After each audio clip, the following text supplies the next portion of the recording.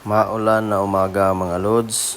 So, ngayong araw lods, medyo pangit yung panahon natin lods kasi napabalitang may low pressure no dito sa atin. At saka parang namumuong bagyo na to no. Tinatawag nilang bagyong Butsoy.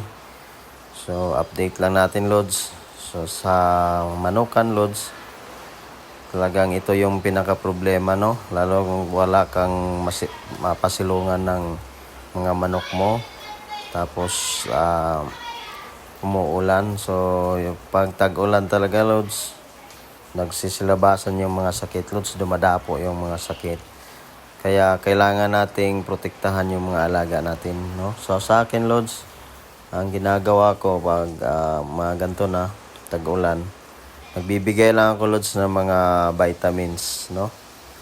Saka kung may sakit na, binibigyan ko ng antibiotic, mga soluble no, yung mga kuan sa natutunaw sa tubig no. So sinasabay sa painom. Okay, so yun talaga lods ang problema. Okay, kanina pag bukas ko doon sa kulungan ng sisiw, may nakita akong isang patay no. Yung gusto ko pa namang kulay yung namatay. Wala tayong magagawa dyan lods, kasi ganyan talaga pag nag-aalaga tayo. Minsan namamatayan,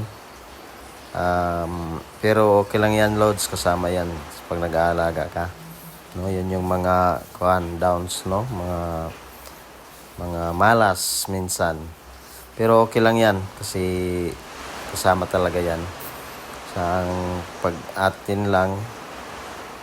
Painumin lang natin ng mga multivitamins itong mga alaga natin ano.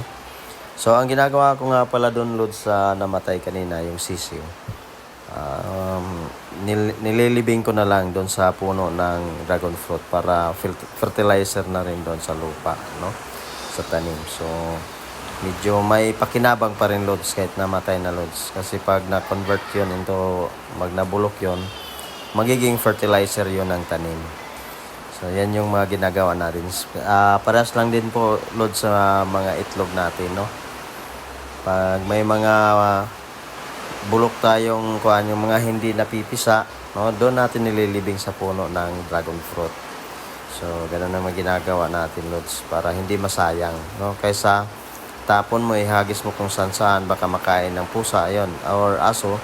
Yung pusa naman at aso yun, pag nagustuhan, babalik yan sa iyo at maghahanap na yan ng itlog or mga patay na sisiw no. Kaya ganoon na lang ilibing natin lods para safe yung